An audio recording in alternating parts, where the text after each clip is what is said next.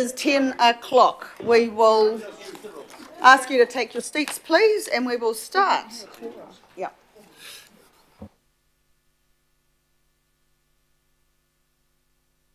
We can't have a start. We haven't got a quorum, so just hold the line. 3, 4. Thank you, Richard. Oh, so good morning. We will start the governing body for the month of October now. We have apologies, of course, from His Worship the Mayor, who is in Brazil. So you've got me as your chair today on council business.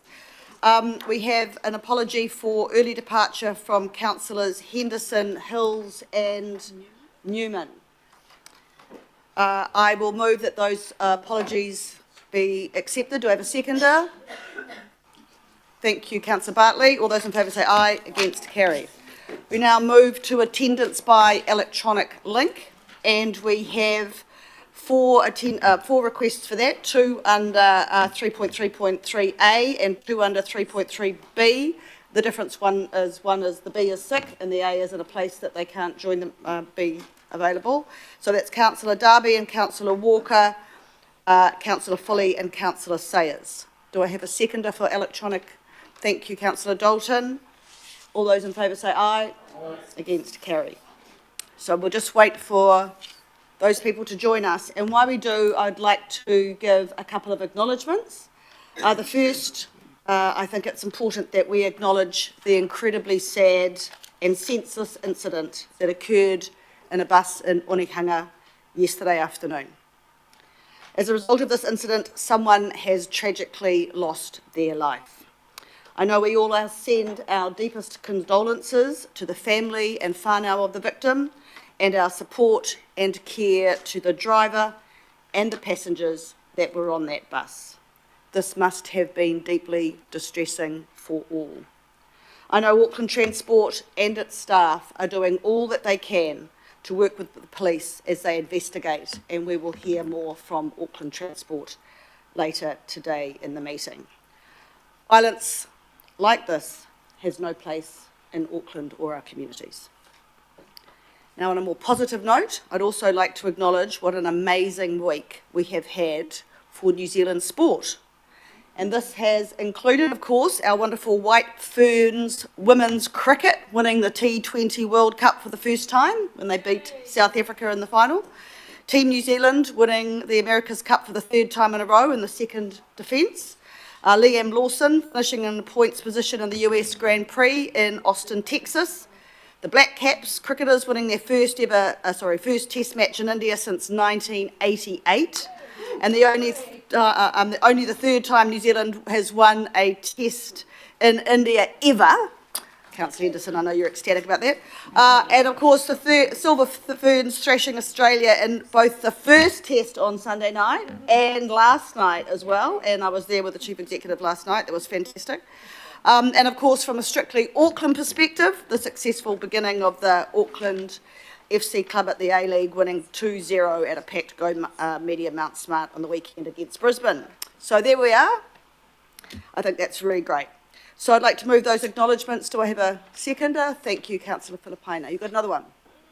And sorry to bring it back to the initial comment, but I've been in contact with Superintendent Scott Gemmell since the incident. And you're right, Auckland Transport have some initiatives in place, but also they are following strong inquiries to locate the offender. So hopefully either today or this week, but they are following strong leads. So just wanted to put that out there. Thanks, Councillor. I know there's a police stand-up at 10:30 today.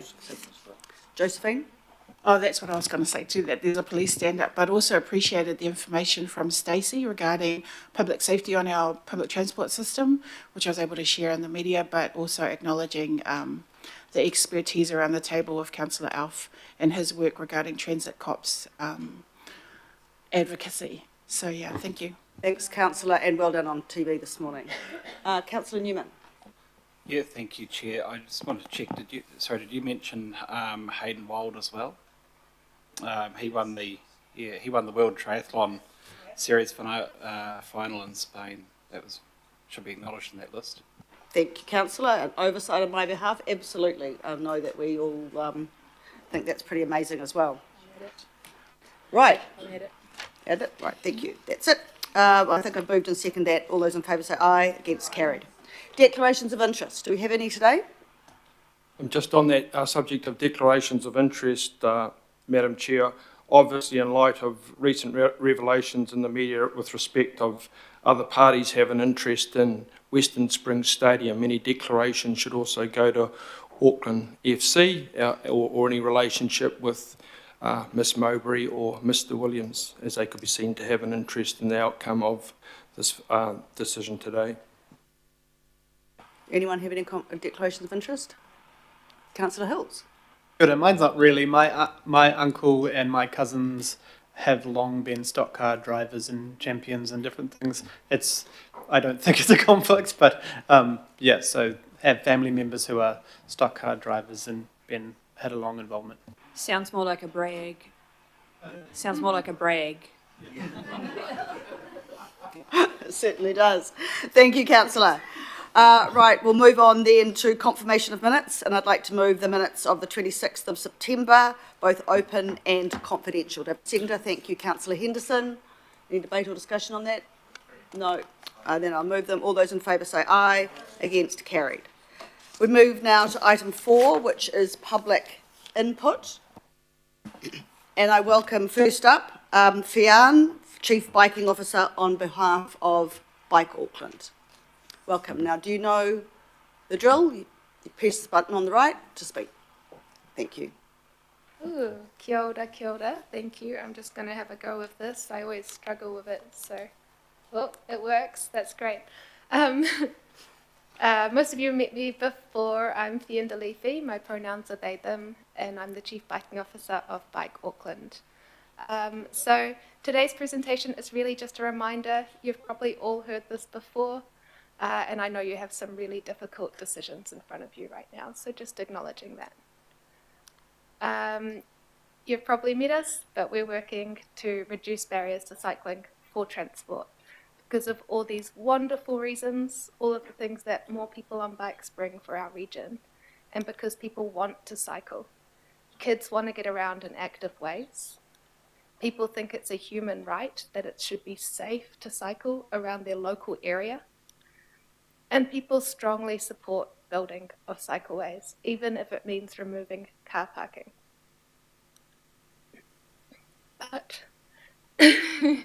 But it's not safe. People do not feel safe. Adults don't think it's safe for kids to cycle, and adults don't feel safe riding a bike.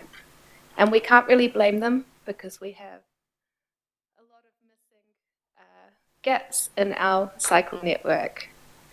So the decisions you're making today can fill some of these gaps. The Hobsonville Cycleway, Mangere West, there's a bunch of gaps in our network that can be filled with the investment decisions you make today. It's really important to note that most people are not like me. I'm very unusual. I will cycle on busy roads to get to my destination. But most people won't cycle unless there are safe places. They need protected cycleways and quiet streets. If there is a busy road between them and the cycleway, they are unlikely to get on their bike. So we need to add those safe connections to our existing infrastructure so that more people have the choice to ride a bike. It's working. Every time we add infrastructure, there is an increase in the amount of people cycling. So I do want to take a moment to celebrate that. Every time new infrastructure opens, more people get on their bikes. I don't know if this video will work. It's a very cool video. If you have a moment, go on Greater Auckland and find this vlog about the network effect. I don't know, but will work. But anyway, it shows that every time a new piece of infrastructure goes in, the cycleway numbers increase. The movement, the amount of people cycling increase. So it is working. And now, 1 in 20 people heading to the city centre in the mornings are on a bike. And as we add to that network, that ratio will increase. This is really important because every person on a bike is one less car on the road. This is helping us beat congestion.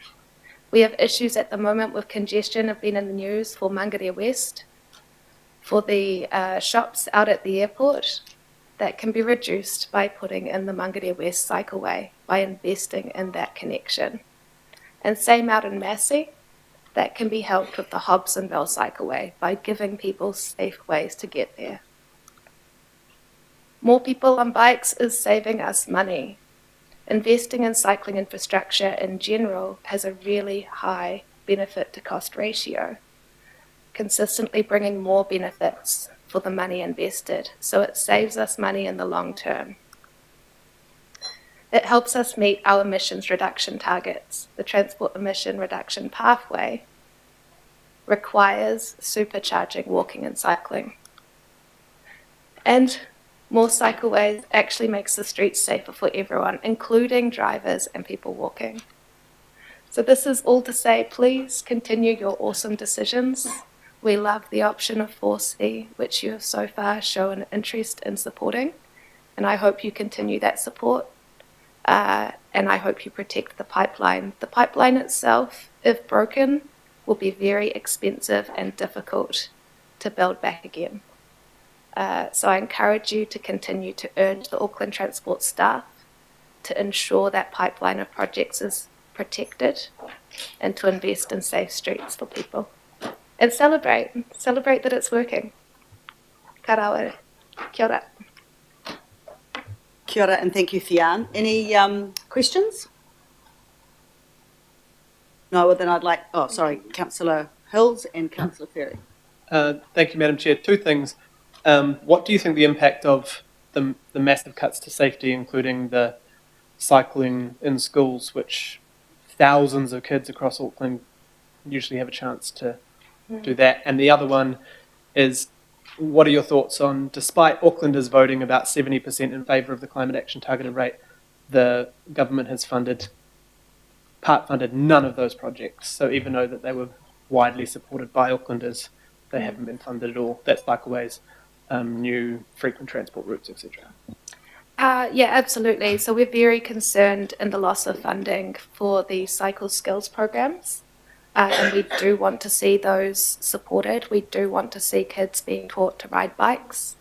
Our main concern right now is the pipeline of projects, because if that's damaged, it will be so hard to get back.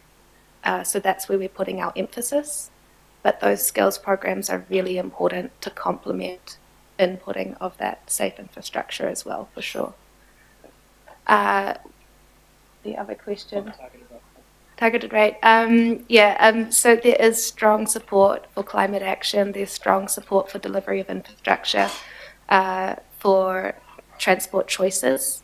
And I think it's undemocratic to not follow that support. Yeah. Thank you. Councillor Ferry. Councillor Hill's asked my question. Councillor Sayers online.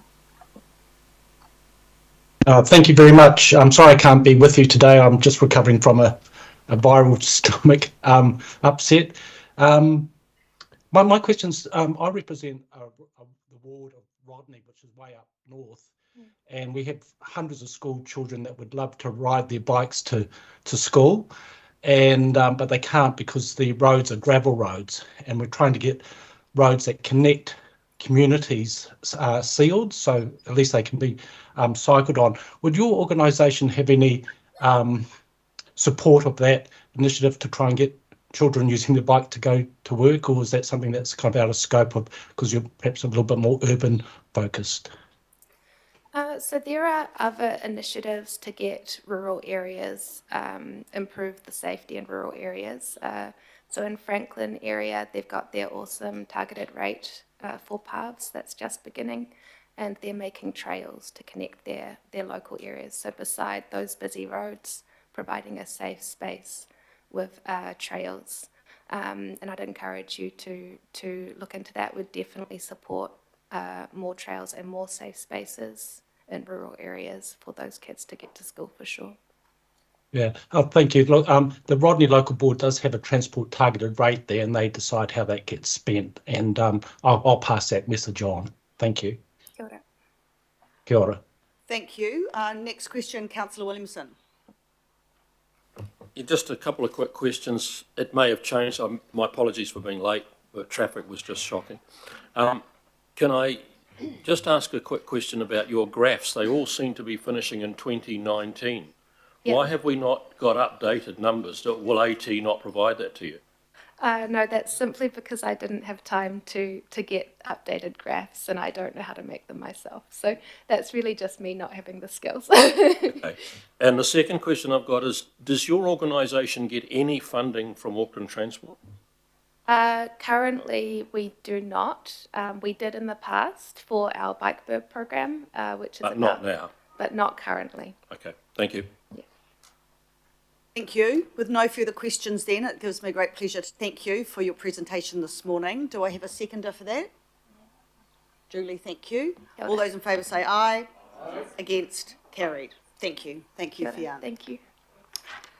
We move now to local board input, and we have the Maungakea Tamaki local board here, I hope. Oh, yes, we do. Thank you. We have Chair Maria and Debbie. Maria Meredith and Debbie and Chris as well. Just let them know hibiscus and baits was really. Sorry, yeah, and just while they're getting themselves seated, just let you know Hibiscus and Bays withdrew their local board input. So welcome, all three of you. Floor's yours. You know how this works. We do.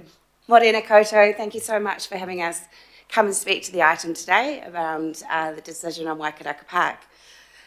Some of you were around this table back in 2018 when the local board had an MOU with RFA at the time regarding the development of Waikaraka Park as a speedway venue.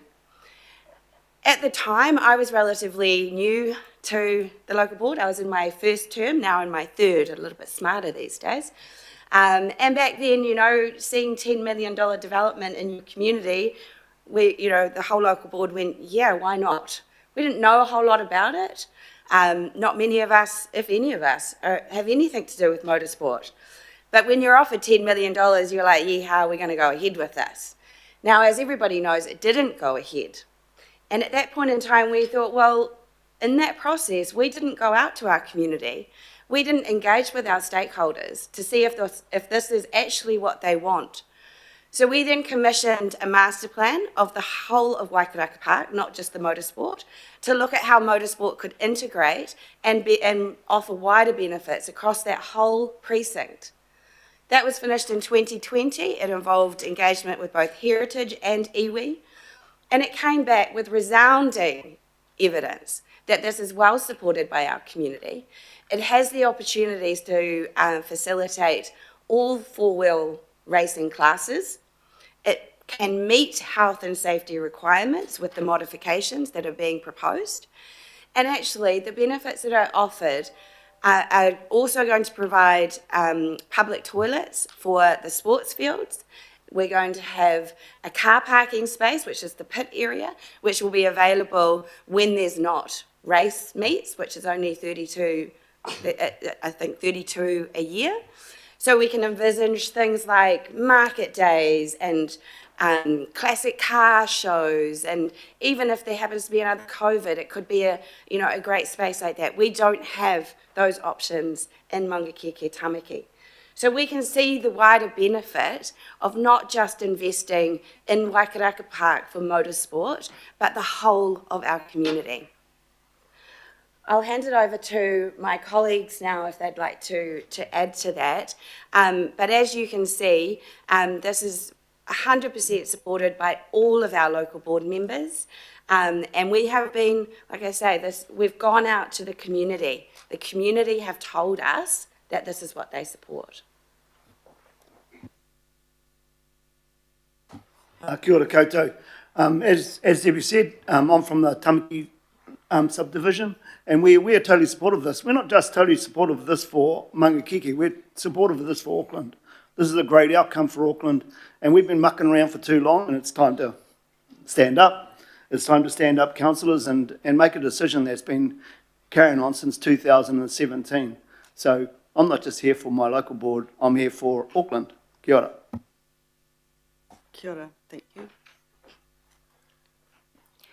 Kia ora, and just to following on from our what Debbie and Chris have said, just advocating and supporting this particular project to support Waikaraka Park and the investment in terms of Speedway, but also acknowledging that whilst we are investing there, we are actually ensuring that we look after the needs of the park too going forward through our long-term plan and investment over the next 3 to 10 years.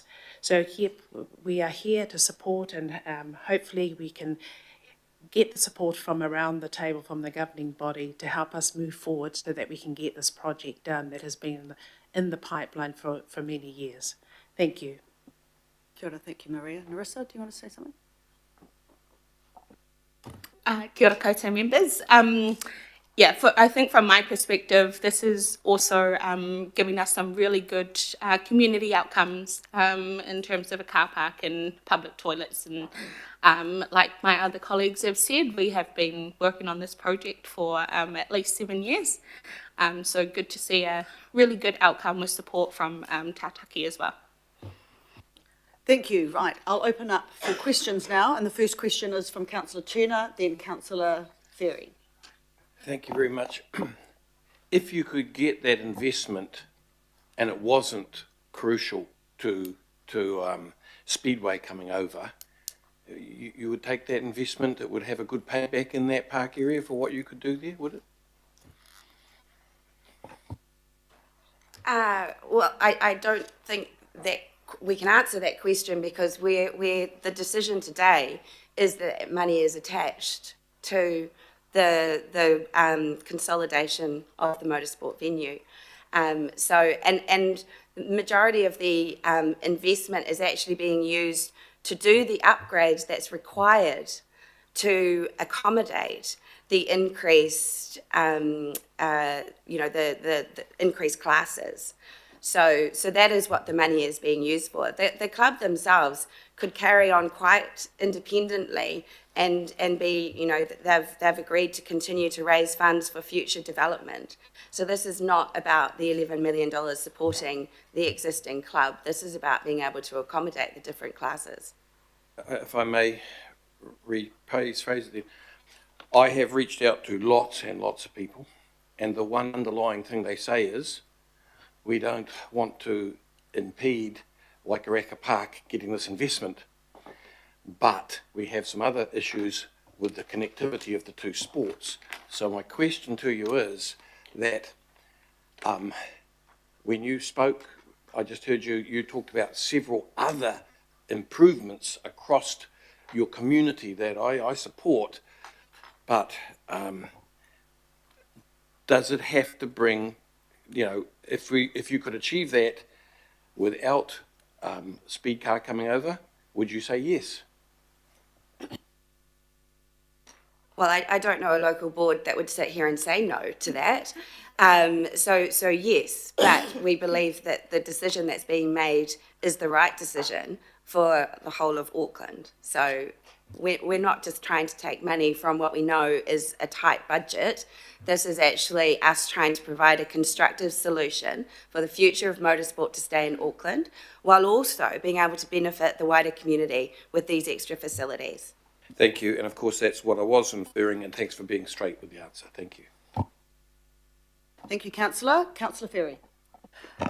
Kia ora. My question is more in the political realm. So, Monkey Tamaki is a local board that has two subdivisions. One is dominated by CNR, one is dominated by Labour. Is this a unanimous position from your local board? Are you, given the political split, the nature of the board, is this something where you're united? Kia ora, thank you, Councillor Ferry. We are absolutely unanimously united on this decision and have been working together on this for a number of years. Thank you. Thank you. Thank you, Councillor. Councillor Baker. Yeah, thanks. And question for you, Chris. So, I mean, you know, your involvement in rugby league is well known and over a long period of time. In the 22 years, and it's an emotional thing that we see the wider argument in regards to this. In the 22 years since Carlaw Park was, I guess, the last game was played at Carlaw Park, and rugby league has moved to a new home, I guess, and when you look at Mount Smart or Go Media Stadium and stuff, as to how the rugby league community have embraced that now as their home, I guess. In terms of that emotional tie, have rugby league been able to move on, you know, from that Carlaw Park, or is this a really dumb, bad question? But, you know, my mate here, who's part of the Carlaw, whatever it is, old fellas. I'm just struggling to see the relevance to the question. It's about the emotional, so there's a lot of emotion about moving, and so we've seen, you know, people saying, we don't want to move from Western Springs because it's where I went to watch as a kid. Speedway, it's where I go to watch Speedway. It's the same as Carlaw Park. You went to Carlaw Park to watch rugby league. I guess that's times move on. Your tie-up with rugby league, how has it been? Have you moved on? Gotcha, Councillor Baker. You're always going to have that connection. You're always going to have that emotional connection. That'll never go away.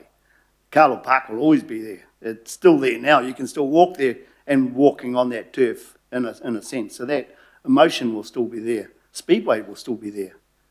But like this is about a decision that's the best decision to make. These sports need to combine. They're the only relevant sport to combine. Rugby and league are two different components, so they can't combine. But these two sports can combine. And I honestly believe that this is the best place for it. Wakaraka Park is a unique space. It is a very unique space, and it could be the home of motorsport. And maybe that's what we should be building, a new dream. But that connection will always be there for those at Western Springs. You know, I've got friends that have just been posting about her dad, who was a speedway rider. I didn't know it, and actually I'd created this. I'd got this photo and I'd blown it up, and I didn't know it was her grandfather. But it was really quite. I thought, oh shit! I didn't know that history was there. So that history will always be there. But I'm hoping that it can move over to Wakaraka Park, because Carlaw Park doesn't have a home, in a sense, whereas Speedway would have a home. Kia ora. Kia ora, thank you. Next question is online from Councillor Sayers. Thank you very much. First of all, just thank you to the local board to come in and present to us, and the opportunity to ask questions. Very much appreciated. My question just goes to your comment that you've been out to the community and you've gained feedback and you've made your unanimous decision as a local board. Was one of those groups that you engaged with during that process a group called Save Our Speedway? The reason, and I'm just interested in terms of where you think that's sitting and their position around it, because we are getting communications from that group. They don't seem particularly keen on perhaps a resolution that might be put forward today. So is there anything that you could share with us that might help us in our decision making around the concerns you might understand from that group or otherwise? Thank you for the question, Councillor Sayers. No, they were not one of the groups that we personally engaged with. We were really looking to our community to say, would you support, you know, because effectively it's going to mean more noisy events, it's going to mean more traffic, more spectators, it's going to, you know, iwi has an interest in the area, Heritage have an interest in the area, the other sports users have an interest. We were looking at the key stakeholders who are already directly impacted by anything that happens at Wakaraka Park. So what happened over at Western Springs was not in our remit. We were doing a master plan based on the potential future of an asset in our community, and that's our role as local board members. We're very familiar with the group. We're familiar with, we've been getting communications ourselves. And look, as local board members, there's a lot of decisions that we have to make, and there's often very passionate and supportive groups that are sharing their concerns, and they're not overly happy with some of the decisions that all of us around this table need to make. What would be really great in terms of my interpretation of the communication is, rather than the don't do this, it's do it this way. You know, we prefer to look at things in a constructive way. What are the solutions? How can we make this work? And I know during the process of before even getting to the detailed design, making sure that the clubs could work together at Waikaraka Park. I know there was a lot of work done by both TAU and the existing club and leaseholder at Waikaraka Park to engage with those communities directly. That was their role to do that, not ours. Thank you. That was very helpful. Thank you. Well, thank you. I have no further questions. Sadhu? Sorry, Councillor Bartley, you've got a question. Thank you, Deputy Mayor. Some councillors have raised questions around parking provision, whether there's going to be any loss or where are people going to park when they come. You know, we've got over 6,000 or around 6,000 that come to events there, and then if there is any overlap when Go Media Stadium has their Warriors games.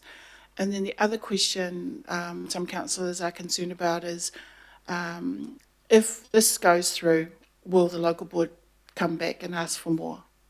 Okay. So the first question around car parking, there's no car park loss to do this development. In fact, the pit area that is part of the design, when that's actually not being used as a pit area, will create a greater car parking capacity for the area, which I see in particularly useful with any future development with the east-west link. There's going to be a need for off-street parking for that. And like I said earlier, potential as a outdoor market space and all of those sorts of things.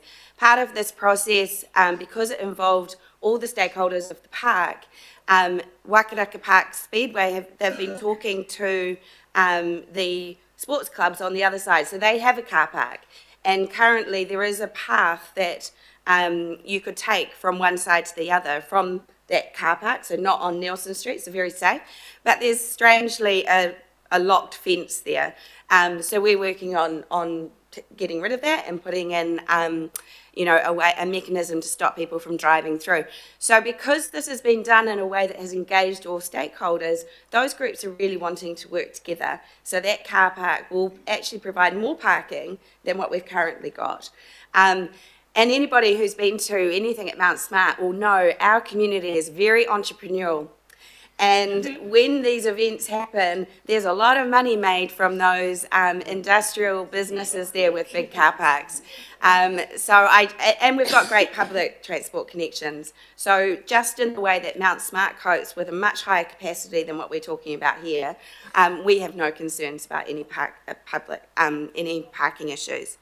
In terms of the local board coming back for additional funding, one of the things we made very clear to TAU when this was first presented to us this time round was that we do not have any money now, nor will we be coming back to ask for any money in the future.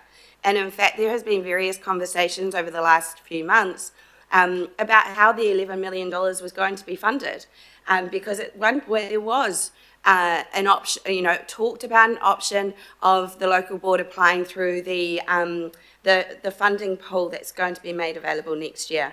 And we said we didn't feel comfortable with that the time frame was wrong, but also there's a lot of great projects in the pipeline that actually this funding needs to be found now, and it needs to be funded through TAU.